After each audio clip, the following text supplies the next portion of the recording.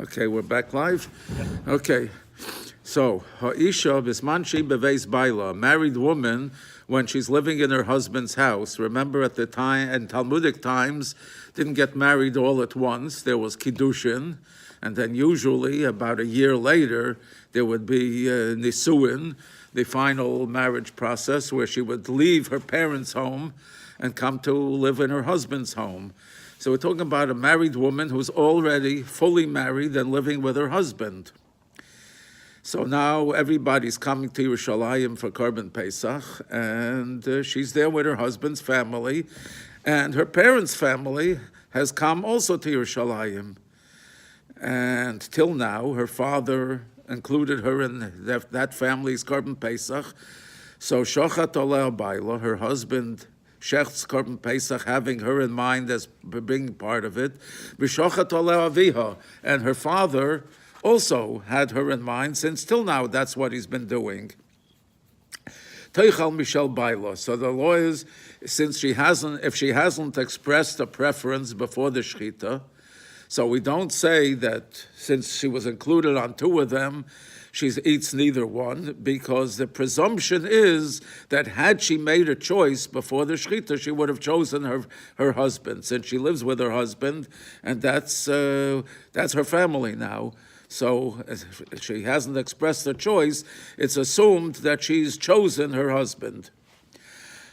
Now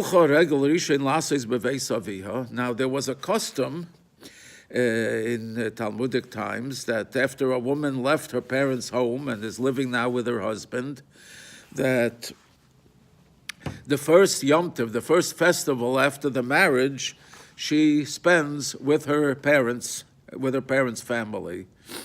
So now she's gone to visit her parents. This is her first festival after the marriage. She's gone to visit her parents. Shochet Oleh Aviha, and her father shechted the Korban Pesach with her in mind. V'shochet Oleh Baila, and her husband also shechted with her in mind.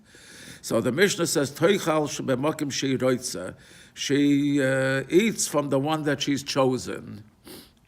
It doesn't mean she can choose it now. It means the one that she chose before the Shechita. She has to have chosen one before the Shechita. We don't make the assumption, like the beginning of the Mishnah, that she automatically would choose her husband, because it's the custom to go to have the first one with her father. Now, the Gemara explains that this is talking about a case where she hasn't been all excited and making preparations to go visit her parents. If she's been making all kinds of preparations to go visit her parents and she's all excited about it, so then we reverse the presumption of the beginning of the Mishnah, and we assume that she would have chosen her father's Korban Pesach. But the Mishnah here is talking about an ordinary, because she hasn't said anything, she hasn't done anything. It's just now that they've arrived in Yerushalayim, she's gone to her parents, as is the custom. So now the Mishnah says we can't. So the Gemara explains the Mishnah that we can't assume anything about her. If she chose what she said, she wants to eat this one, so she eats the one that she chose. But if she hasn't said anything, so the custom of going to her parents' home is enough to reverse the presumption at the beginning of the Mishnah that she would eat from her husband. But it's not sufficient to make an assumption that she would eat from her parents just because it's a custom. So if she hasn't made a choice, she can't eat either one.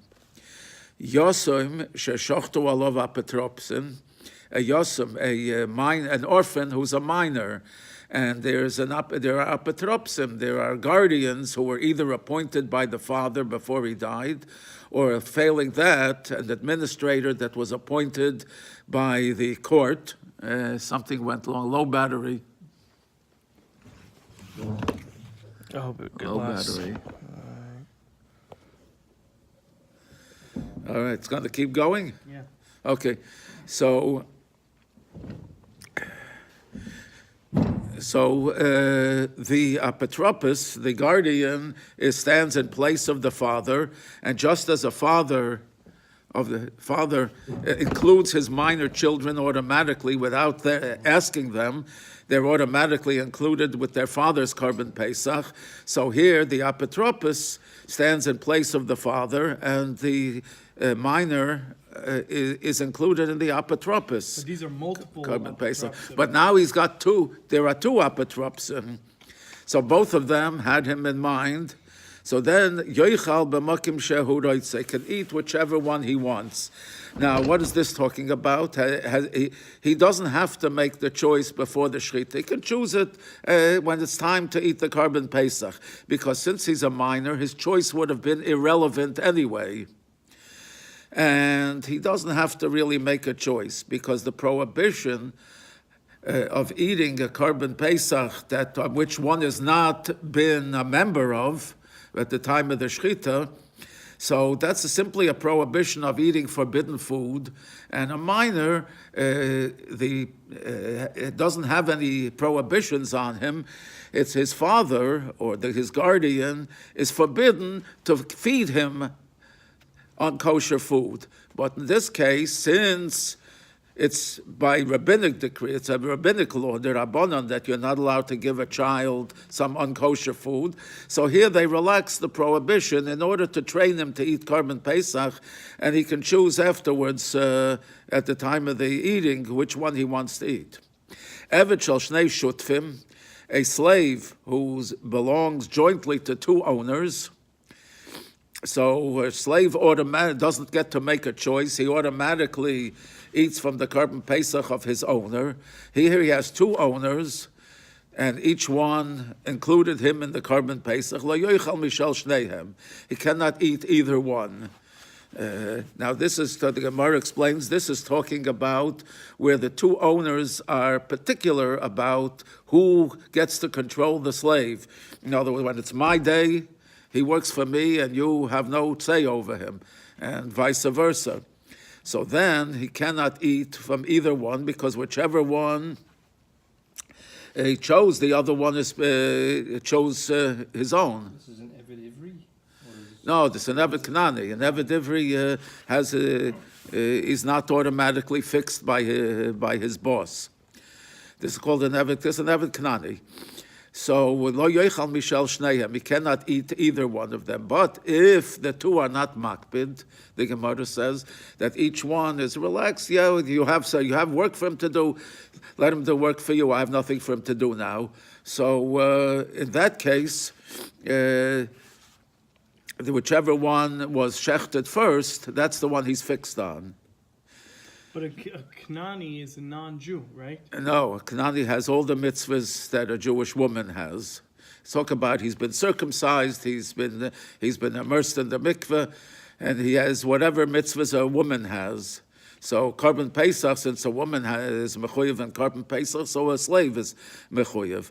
But if both of them are particular and the two of them shechted on him, so it's like one who was included on two Korban Pesachs, and he can't eat either one of them. Misha chetzio yeved v'chetzio ben chayrin lo yoichal mishal rabbi. Someone who's half a slave and half free. That is, he had two owners, and one of them freed him, and the other one didn't.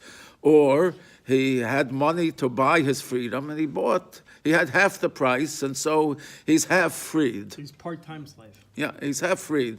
So there's a machlokes Beis Hillel and Beis Shammai.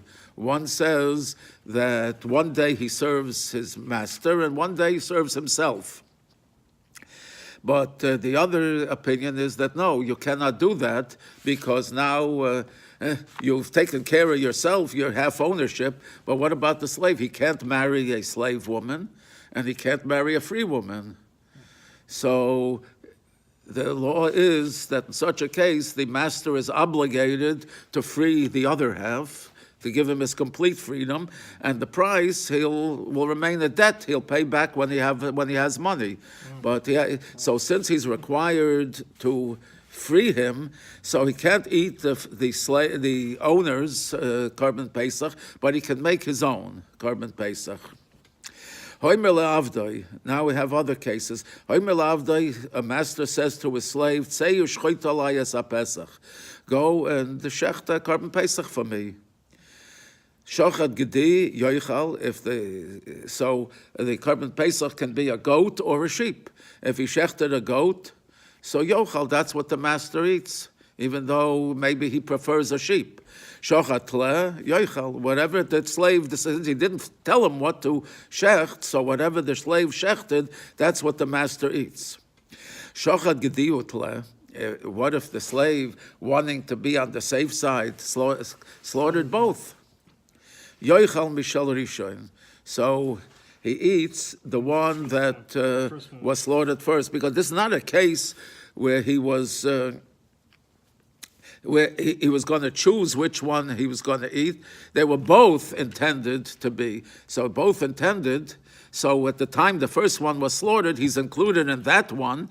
And the fact that he's included in this one removes him before the shechita from the second one. Can he eat the second one? Or he can't eat the second one, because since he's joined on the first one, that removes him from the second one. Second one. Yeah, that's you can't remove yourself any more than by having joined the first one. But supposing the master told him which one he wants, and the slave doesn't remember. So what should he do? He should shecht a sheep and a goat. And he should say like this: Im gedi omar li Rabbi. Oh, he should take one of them as a present from the cattle dealer.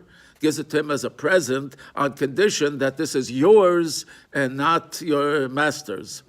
So one of them, without specifying, one of them is his and one of them is the master's.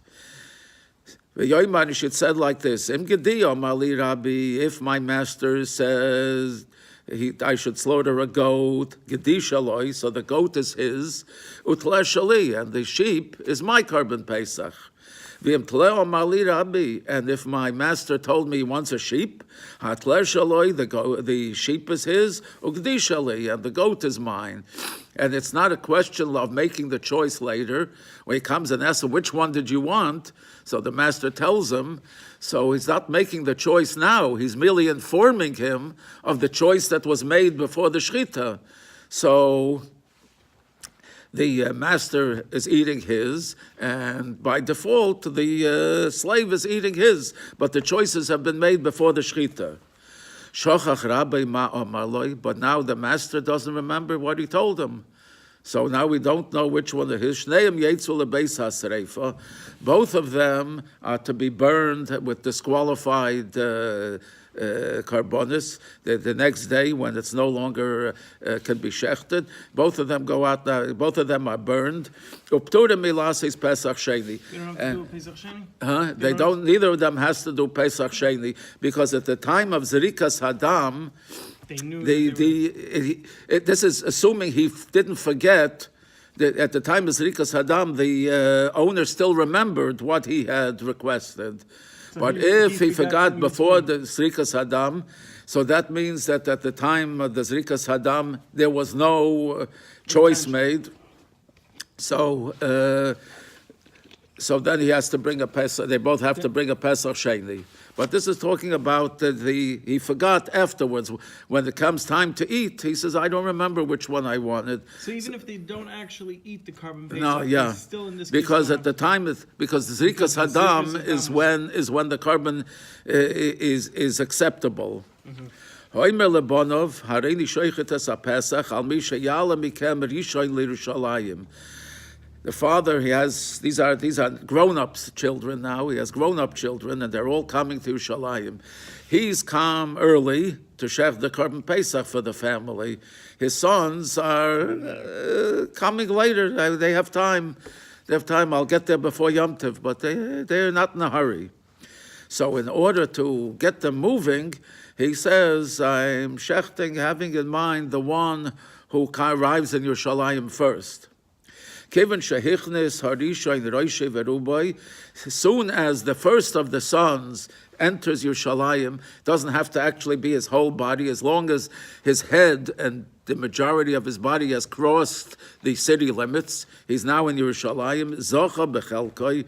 He has acquired his portion. He's fixed on it. Umezakes echav imoy. and he's also merits all his brothers, even though he says, I'm shechting for the one who gets here first, but that's taken to mean that he's shechting it for all of them, but it's on the name of the one who got here first. They're eating from him. He has a share in the Korban Pesach, and the others are eating from his. So it's like a consolation prize. Loilam nimdim alav, you can always join and be counted in a Korban Pesach. Ad sheyehei by kazayis l'chol echad ve'echad. So long as everybody has at least a kazayis. So if let's say there's 100 kazaysim in the lamb, so as long as there's a kazayis for everybody, you can keep on adding people. Nimnin, people can be counted on it. Hold on, but they need to know before. Yes, they need to know. Yes, So they how need do to they know? decide It gets- before. it They gets need to shriveled decide. Well, if they know that there's 99, there's 100 out there already, you can't add a number So what 101. happens if somebody was left out by accident? He was somebody- part of it. Does he go to Pesach Sheni? Well, you can't be. You don't No, make he was him part. of it. They had him in mind. Well, they had they- a portion for him, and then they ran out. So then I guess the first 100 who show up at the Seder get it, and the one who missed it. He has to So go I Pesach get Sheni? Probably not, because they had him in mind at the time of the Shrit. Nimnin or Moishchem es Yedayim, you can be counted into a Korban Pesach and remove yourself from a Korban Pesach ad she'yishachit, until the time of the Shchita. Rabbi Shimon Oimer ad she'yizarik olaves hadam. That's not at the Shchita, but at the Zrikas Hadam. It's actually not a Zrikas Hadam. You don't toss the blood to the base to the Mizbeach. With Korban Pesach, the blood is poured on the base ledge of the Mizbeach. But it's called Zrikas Hadam. That's the general term for putting dam of a korban on the Mizbeach. So you can join and retract from a Korban Pesach until the Shchita. Rabbi Shimon says until Zrikas Hadam. Hamemane imoy acherim bechelkoi. Now, I think we learned before in the Mishnah that Korban Pesach is eaten in a group. Yeah. It's eaten in a fellowship, and they eat all together. So someone has, there are only a few people, and each one has a large portion, a large chelik, a lot more than he needs. He only needs a kazayas. So he brings in strangers. He's got friends besides the members of this group, and he includes them In his. in his share of the Korban Pesach. So the regular members don't want strangers here joining them. They don't want strangers. Rashoim b'nei chavura litein lo yeshaloi. They are, even though normally it's eaten in one group, but since they don't want, they can say we don't want strangers here. They can give him his portion. V'oichel mishaloi, and he with his guests eat by themselves. V'hein oichel mishalahem, and they eat by themselves. Now, talking about, now we get into a different subject. We get into the subject of Tumah. So the din is that someone who was Tameh on the day of Erev Pesach, but he's going to be able to be Tohar at night. So even though by day he's Tameh, let's say he touched the sheretz, but he can go to the mikveh today, and after nightfall he'll be Tohar. He can eat Korban Pesach. So you can shecht Korban Pesach for him, and at night when he's able to eat, he'll eat with it. And he can be yotze with a Korban Pesach like that. Only Tamei Meis, someone who was Tamei from contact with a dead body, and there he needs to count 7 days. He needs to be sprinkled with para aduma on twice, including the 7th day, and he has to go to the mikveh the 7th day. But he, even though he went to the mikveh, he had his twice sprinkling with the para aduma, he cannot eat the Korban Pesach. He has to move to Pesach Sheni. So that means. But that any other tumah, So Chaver Kadisha back then used to have. Chaver Kadisha, Chaver Kadisha, well, if they're regular Chaver Kadisha, they'll have trouble with Pesach Sheni too. There you go. Actually, the original Pesach Sheni was Chaver Kadisha people, the people who were carrying the bone, Yosef's bones. They were the ones who complained that they had no chance. So, Zov, Sherosh, Zov, that's someone who has a certain discharge, probably something like acute prostatitis, when there's a discharge of fluid, but it's not semen. The discharge of fluid due to some kind of a sickness. So he's Tomei for 7 days. Is he telling me if somebody has pus coming out of his eye? No, not the eye. Not the eye. Zov Sherosh Teiri, so a Zov who saw 2 such discharges, so he has to count 7 days. He goes to the mikvah on the 7th day, and assuming there's no further discharge, he's toher in the evening. Sheichten olav b'shvi, so you can shecht for him on the 7th day, and he goes to the mikvah the 7th day before the shechita, and assuming he remains clean, he can eat it at night. Rosh sholish, but if he had 3 discharges, sheichten olav b'shmini. So if he had 3, so not only does he have to count 7 days, but on the 8th day he has to bring a sacrifice. So sheichten olav b'shmini. So now you can shecht for him on the 8th day after he's brought his sacrifice. Shemeres yoim keneged yoim. Now we're talking about a zava. A zava is a woman who, outside of the normal period, the 7-day period, when her menstrual flow was a normal nida flow, but afterwards, if she had a flow on the next 11 days, if during that time she's had a flow 1 day, so she's tamei that day and the next, and she can go to the mikveh the next day, and if she's remains clean for the rest of the day, she's toher at night. So she had 1 day, or so the next day she has to be careful, and she has to go to the mikveh and observe that she has no further discharge. So you can shecht for her on the 2nd day, and that 2nd day, and then in the evening, since she's clean, now she can eat the Korban Pesach. Rosa Shnei Yomim, if she had this 2 days, so sheichten aleh b'shlishi, so now she has to keep the 3rd day clean. V'azava, but a zava, one who's had 3 such discharges, sheichten olav b'shmini, so she now has to count 7 clean days. Today we have only zavis, we don't differentiate, so every woman after her period has to count 7 clean days. But anyway, at the time of the Beis HaMikdash, if she's had 3 days, she's a zava, then sheichten olav b'shmini, we have to wait till the 8th day after she's brought her sacrifice. Ha'oinen, now we're talking about people who could not eat, other kinds of situations where someone could not eat on the day of the Korban Pesach, but will be able to eat at night.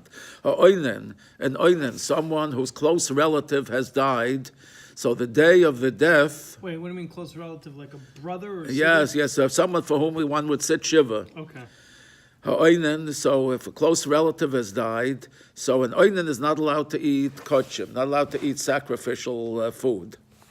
So ha'oinen, so someone's relative died on Erev Pesach, v'hamefakeach es hagal, or so at the Aninas, the Raisa is only during the day. Okay, at night, even if the relative hasn't been buried yet, he's not an oinen anymore, except the Rabbanon. So ha'oinen. So we're allowed to eat Korban Pesach then? Yeah. So the Rabbanan, an oinen is not allowed to eat even after the day, even the next night. But since eating Korban Pesach is a deraisa and it's a chi of kares if one fails to eat Korban Pesach, so they did not maintain their prohibition in this case, and the oinen would be allowed to eat at night, even though during the day he can't eat. And someone, the building has collapsed, and They're there might be removing the and someone was removing the rubble, and someone was in the building, and there might be a corpse there under the rubble.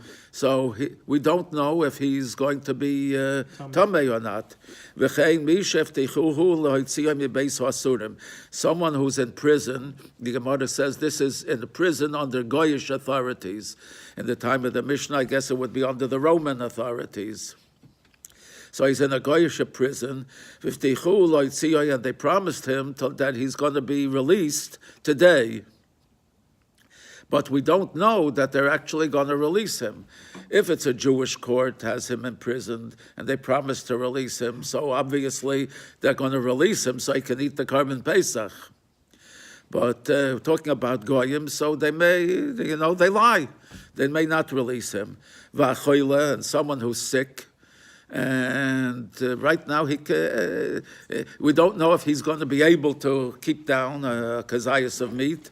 Vazokin, someone who's very old, we don't know if he's going to be able to eat. Shem yecholim lechol kazayas, if at the moment they're able to eat the kazayas, that is the one who's removing the rubble, hasn't yet come across a corpse, or the one in prison hasn't yet been released, but they promised to release him. Since they can eat the kazayas today, if he were released, or the sick person is able to eat a kazayas, but we don't know how he's going to be at night. So as long as they shechted, having him in mind, since we don't know, it's fine. Since we don't know whether they're going to be able to eat, so you cannot shecht a Korban Pesach with just them in it, because if it turns out they can't eat, it's a Korban Pesach as possible, it has no one eating it. So you don't shecht it just for these people, but you shecht it with them together with others who you know will be able to eat. Shema Yavius HaPesach L'Dei Psul, so you don't cause a Korban Pesach to be possible because there's no one to eat it. Lefichach, and therefore, if in the end they are puzzle, the Oinen, being of all excited, attended the funeral, and he became tamei at the funeral. Or the one who was in the prison was in fact not released. Or the one who was taking off, the one who was removing the rubble from a collapsed house, turns out that there was a corpse there, and he came in contact with it. So they are unable to eat, or the sick person or the old person, turns out at night he couldn't eat. Since there were others and the Korban Pesach is kosher, Pesach Sheni. They are exempt from making a Pesach Sheni because there was a kosher korban that had them included, even though they in the end couldn't eat.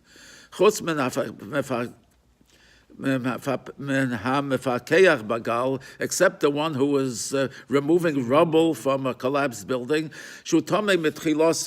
because if it turns out there was a corpse there, so he was tamei before. So at the time of the shechita, he was already tamei. Building fell on top of a person. The people came to remove the rubble. So we don't know if the person died. Then anybody who touched the rubble is automatically tamei. Yeah. Ein shoichtem es a Pesach al hayochid. Divrei Rabbi Yehuda. Rabbi Yehuda says that you can't shecht a Korban Pesach for one single person. Rabbi Yossi matir. Rabbi Yossi says that you can shecht for one person. Afilu chavura shel meya. Even if there's a chavura of 100 people, she'ein yecholim lechol kezayis. If not every one of them can eat a kezayis, there's a couple of them who can't eat a kezayis, and sheichtem aleim. You don't shecht a Korban Pesach like that. V'yein oisim chavura noshim v'avodim uktanim. We don't make a chavura of Korban Pesach mixed women and slaves and children. Women and slaves, we don't make a Korban Pesach because there's sexual impropriety going on there. And slaves and minor children, because slaves are suspected of all sorts of improprieties, and who knows what slaves left alone with children, who knows what they're going to do. So we don't make such a group together. Oinen, someone whose relative has died Erev Pesach. So we said that he can join the Korban Pesach and eat it at night. Toivel, so it says he can go to the mikveh. V'oichel as pischoi la'erev, assuming he hasn't actually entered the cemetery or handled a dead body. I just want to add that Vadim that they were talking about, Vadim were Knanim. Yes, Eved Knani, obviously. Avaloi bekochim. But avaloi bekochim, but not other sacrifices, because other sacrifices, the Chachamim maintain their restriction that an oinen, even at night, is not allowed to eat kochim. Only with Korban Pesach, since it's an Isser of Koris to avoid eating Korban Pesach, they relax the restriction. Hashemeya al meisoi, someone who hears after the fact that a relative died and he hasn't taken a part of it, so the Rabbanon, he's now an oinon. V'amalakit lo yatzomis, or someone whose close relative is being reinterred, been dug up and reinterred somewhere else. It's permitted under certain circumstances to do that. Toivel v'oichel bekochim, so the fact that he's an oinen the Rabbanan doesn't make a difference, and the restrictions are relaxed, and he can eat kochim at night. Gershon is Gayer Be'erev Pesach, a convert who was Nizgayer, who became a convert on Erev Pesach. That is, he was circumcised, and he went to the mikveh Erev Pesach. He goes to the mikveh and he can eat at night. It's because, like any other case where he was restricted during the day, but at night he's able. But Beis Hillel say no. One who is separated himself from his foreskin, that is, he's a ger who just been circumcised. Kepoirish min hakever is like he's just left the cemetery. In other words, he cannot do it. He cannot bring the Korban Pesach even to eat at night.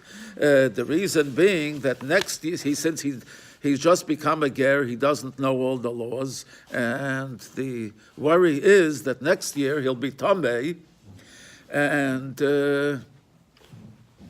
without becoming tahor, without bothering, without 7 days and sprinkling and all that, he'll eat the Korban Pesach, saying, last year I went to the mikveh of Pesach and I immediately ate the Korban Pesach at night, not realizing that now he's tamei and he needs 7 days before he can do that.